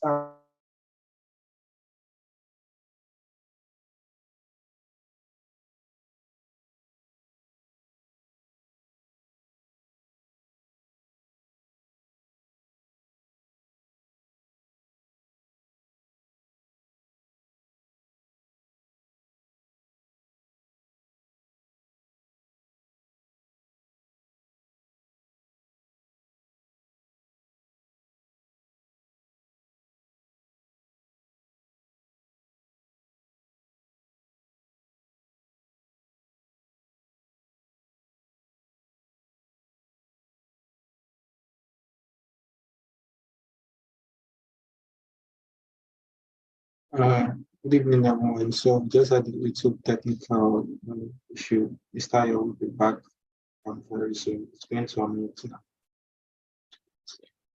Thank you. Okay, I'm actually back. Can you hear me? I've actually been speaking. I was muted. Sorry. Can you hear me now? Yes, we can. Okay, good. Thank you. So let me take the. Okay, so this is a review from Folakemi Bureau. At what point did I lost you?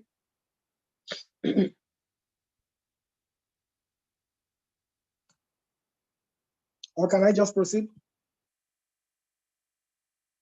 Yeah, you were explaining the calendar. Okay, the calendar. Okay, yeah, so I'm done with the calendar actually, so I can move on. Okay, so this is the next thing after the calendar. So this is Folakemi, one of our candidates who just wrote the level 1 exams. Said I was initially overwhelmed by the volume required to be covered. New Frontiers made the entire process easy. The teachers are very patient and ensure they carry everyone along. They are available to answer questions even outside class. The admin staff are also very helpful. They listen and provide suggestions on how to make the process easy. Okay, so that's that. I'm sure I'm almost done. Okay, so if you're going to contact us, these are the people to call, and this is the phone number to reach out to. Or visit us on newfrontierslearning.com and /enroll to enroll today. We also ask that you follow us on LinkedIn and check out our videos on YouTube, right? So just to be sure that you are still here, can you type still here, still here? I need to be sure that you are here.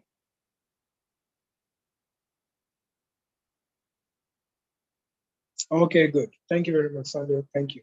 Okay, so at this point, I'm keeping this up so you can, for those that want to pick up the contact details for the school. So guys, at this point, we'll take your questions. So if anybody has a question, this is the time we would like to take them. I'll just scroll through and see if anybody has a question. I'll read them out. Our faculty members and candidates are still here to help take specific questions. Okay, so when in January will the class start? I already said January 13th, I believe. Yep.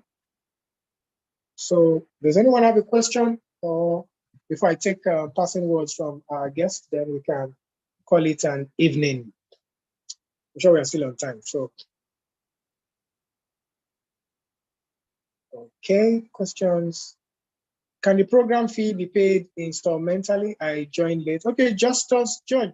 Yeah, that's fine. So what you need to do is to grab any of the phone numbers here to work out a schedule that works for you. Obafemi and Isaka will be glad to help. So reach out to Obafemi on 07067278574.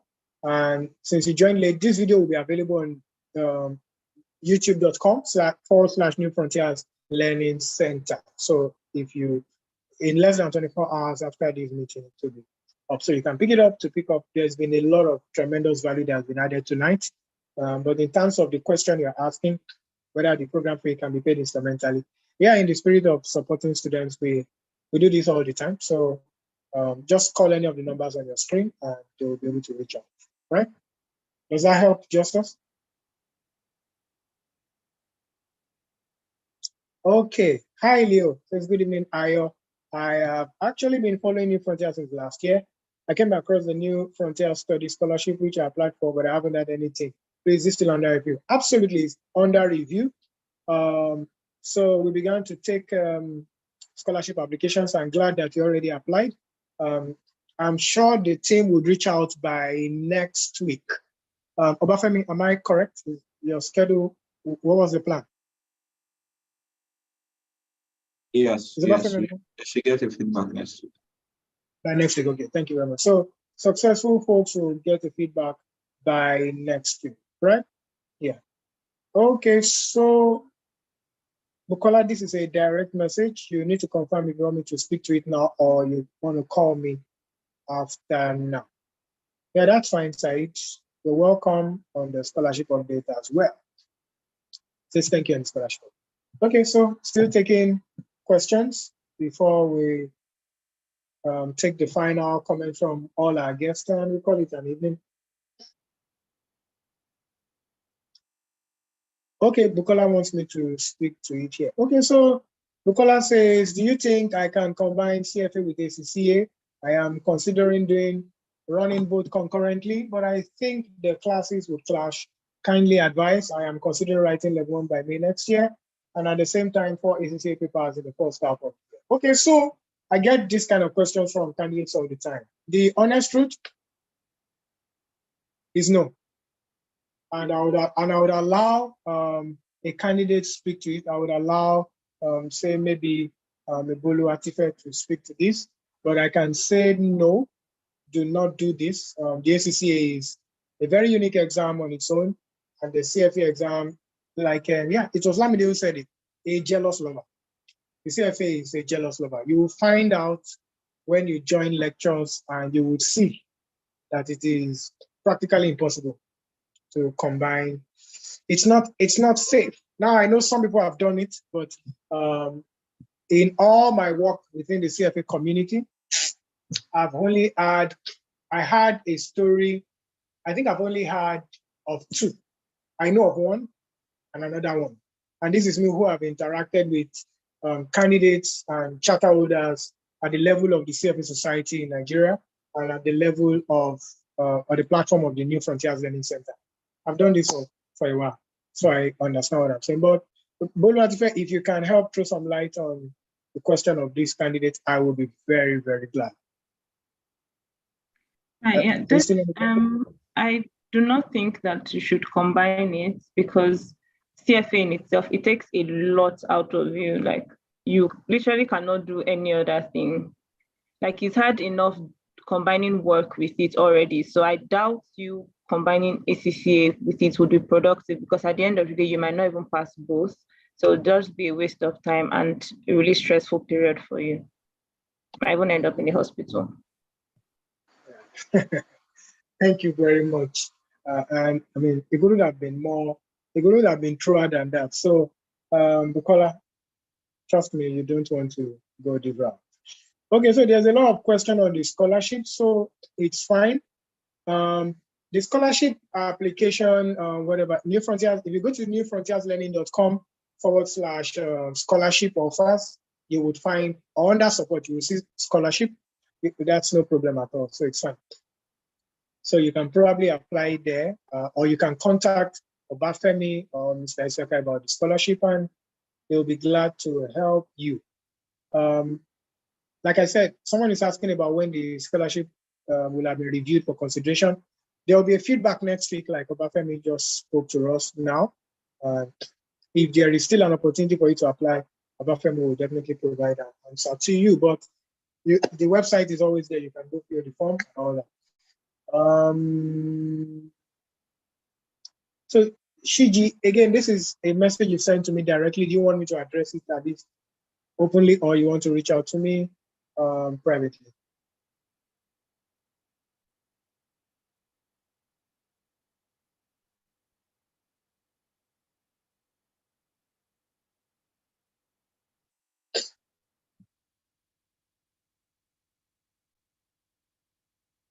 Oh, Emeka, okay, thank you. Okay, publicly, so okay, so let me take Shiji's question. I'll come to you, Emeka.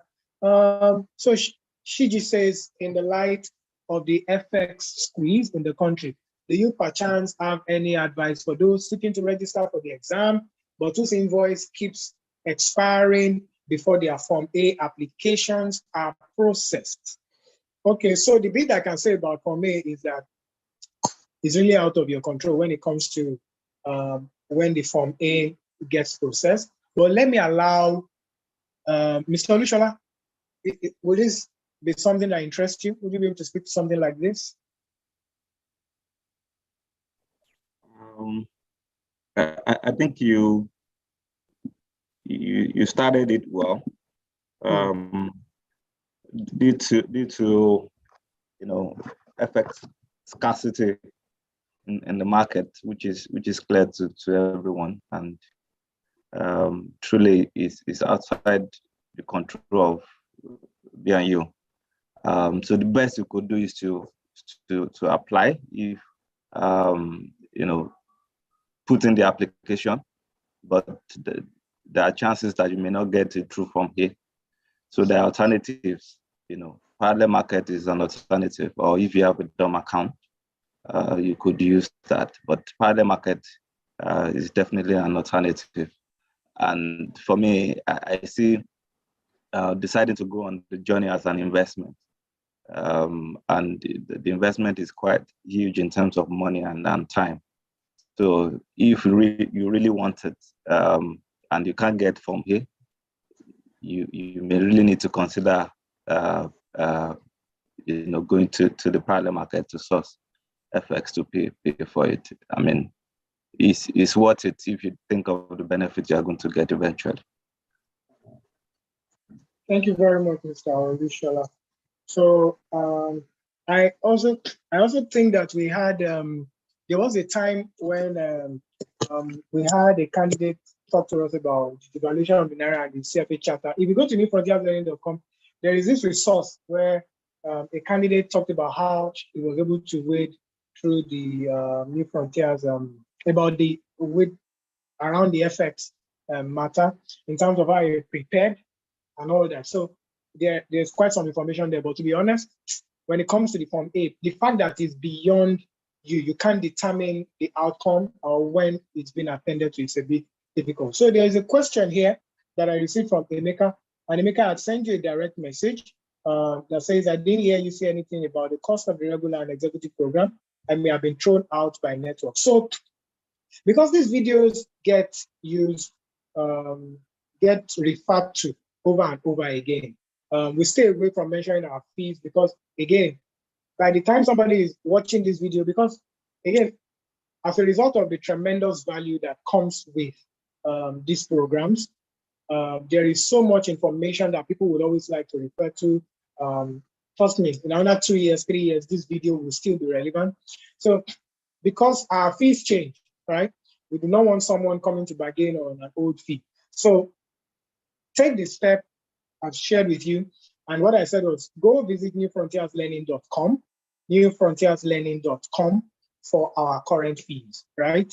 For our current fees. And if you still have any question, there, grab any of these guys on whose contacts are here and just send them a chat, right? They would respond to you on that.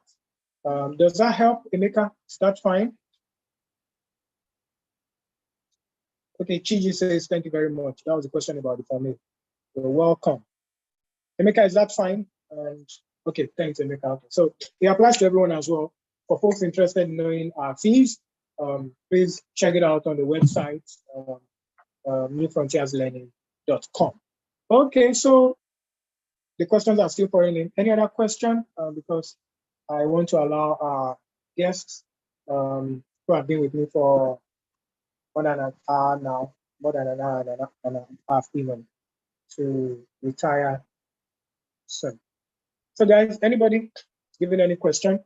I could still take your question. So let me just allow my guests share their final words, just the final words. So this time I'll reverse it and I'll start from what do I call it? From Omobola Adu. Dr. Omobola, the final words.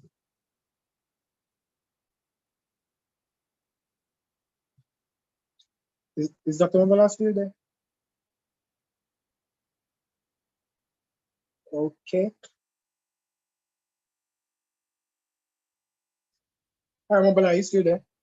Okay, so let me move to Lamide. Hi, Lamide, can you help me? Your final words tonight. Okay, so my final words really, I would summarize as 4 steps. For a lot of people on the call, depending on what level you're at, the CFA first starts as a consideration. Do I want to do this exam? Why do I want to do this exam? So all the whys and all of that come into it. And after that first step, then it comes the decision. So you've done the consideration and you've now decided. And once you decide to write the exams and go through the process, then you need to commit. I cannot overemphasize the need for commitment. And finally, that commitment needs to be renewed along the way. As you go through the journey, step by step, level by level, you need to keep renewing that commitment. Your why may even change. The why that you started with may change as you move into the second level and the third level. But that commitment needs to be renewed for you to see yourself to the end of that journey. That's what I would say. That's my summary. And I wish everyone the best of luck, including myself, because I have one level to go. And yes, and I hope we all see ourselves in the charter eventually. You will. Thank you very much, Lamde. So like I said to Bolu Atife, in June, I'll be expecting you back very soon. All right, no problem. Yeah. Thank you very much again for showing up tonight. Okay, so thank you. Yeah, you're welcome. Omobola, are you there? Are you back now? Omobola back now? Okay, if I don't have Omobola, can I take Bolu Atife? Bolu, are you ready? Yes. So I would say it's just for a period of time. So give it everything that it takes. Surround yourself with a great support system and just put in your very best, and success will be yours. Thank you.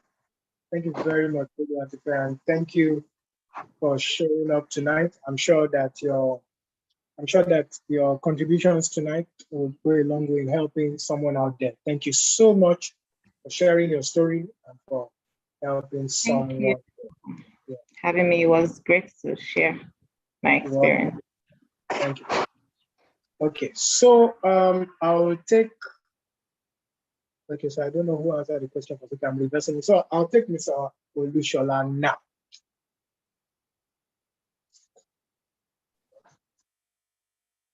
Okay, I'm just going to align with what Lamide and Bolu Atife have both said. And I'm zooming in on the part that if you want to go this journey, if you have tick the box of where you are doing, where you're on the CFA journey, what is next, or what I think is very helpful is that you need a partner. It's difficult if you decide to go the journey on your own. I went through the journey. I went through the journey on my own. It wasn't easy. If I had a platform that is available today back then, I would not hesitate. So going with a partner, you're better off. Thank you very much, Mr. Olushola. It's always a pleasure to have you. Thank you so much. Thank you. Same here. Thank you. Yes, sir. Yes, sir. So Omobola says he's unable to speak right now because of a noisy background, but he sent his summary. He says, stay focused, remember why you're writing the exam, and community is very important. Community is very important. Thank you very much, Omobola, for that. I appreciate you. So, yeah, should I return now? The final words tonight. Yeah, yes. The final words is like you have to like the subject, the course. You have to really love the subject and the depth which the CFA has. So you will start loving the journey when you like the subjects. And even though I come from a different background, but I started once you start studying, you have that so much of knowledge which it gives, the CFA course gives.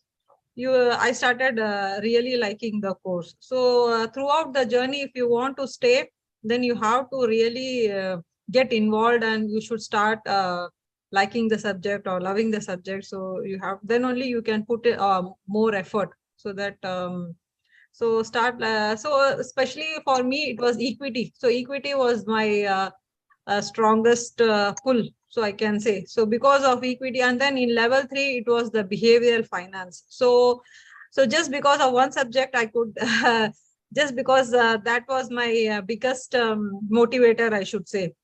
and other things was I liked, but these were the two motivating factors. So if you like the subject and if you feel that it is, and also it is a big value for money, so it is equally recognized like an MBA from a very good college. So if you spend for MBA, so it is almost costing you like my son, he is in America. So we are spending almost 40,000 USD per year. So just for education, and think about the other cost, staying and all. So, but the same value you are getting at your own place, and the value is this almost, I can say, because of the toughness of the exam, you can say. But even if you are studying MBA, you have to study, you have to put on a lot of effort. But I will say that it is a value for money. So whatever you are giving, I think in 3,500 or maybe 4,000 USD, you can finish that your exam fees of CFA.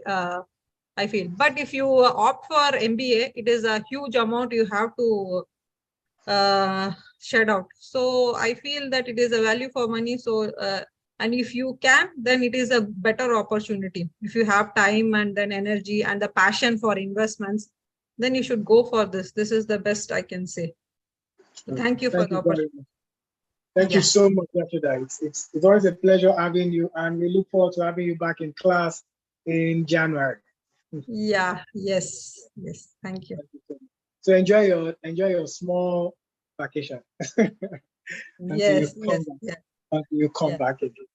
Thank you so much. And that's pretty much true. The CFA is cheaper when you compare to an MBA. And it's a lot of value for money, to be honest. So there's no better way to say it. The comparison is out there. It's publicly available information. We're not saying something that shouldn't be said. So thank you very much to my speakers from Bolu Atife Aderoju, Bola Adu, Lamide Adewumi, Olushola Olabi, and Yashoda Amurugesha. Thank you so much tonight. Tremendous value being added, and I'm sure the participants are going to start dropping in the messages saying thank you. And if anybody still has questions, I'll be able to pick them up. But thank you so much for your time tonight. Emeka, I saw your question just before we go. I saw your question asking about how much the CFA Level 1 exam costs right now. Okay, so again, I'm going to approach it the same way. And that's because these things are run solely by the CFA Institute.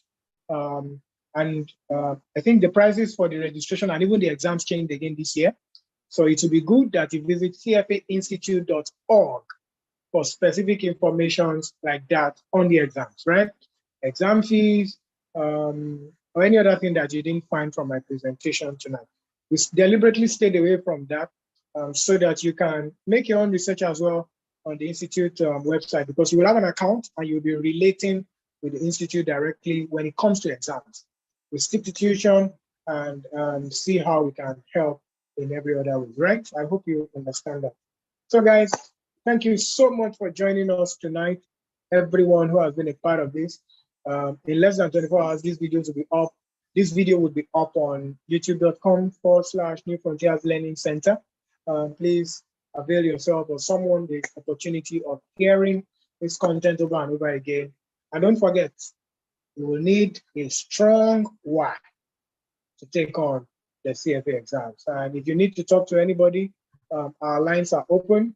Our folks will be taking calls, and you can reach out to any of us from any of these links that is showing on your screen right now. So thank you very much to all our guests and to everyone that has stayed till now. Thank you so much for coming. Thank you for your time. I think we should drop messages in the group and just in the comments or in the chat box and say thank you.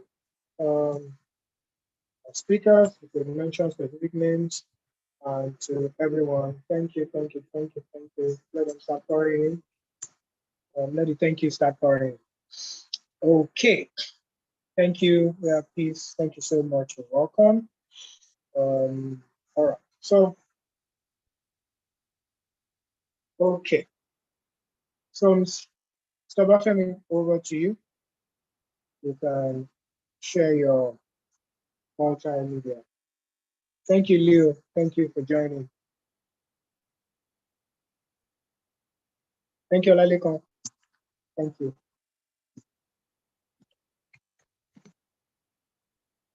Thank you, Idamola. Thank you.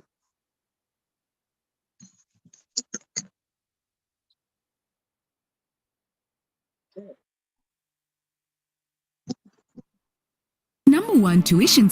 New Frontiers Learning is the #1 tuition center for the CFA exams in Nigeria. Our founders went through their CFA journey with little or no support of any kind. However, they vowed to turn into reality the dream of every CFA candidate earning the CFA charter, irrespective of their backgrounds, finance and non-finance alike. It is this commitment to support our candidates that influences our engagement of a world-class faculty, partnerships, scholarship and discount offers, our online learning management system, and so much more. Our clients' outstanding results across all levels of the exams every year attest to the quality of our top-notch physical and online program in the last 10 years. That's right, we have been impacting the industry for 10 years and have supported about 2,500 professionals in that time space. Register with New Frontiers Learning today.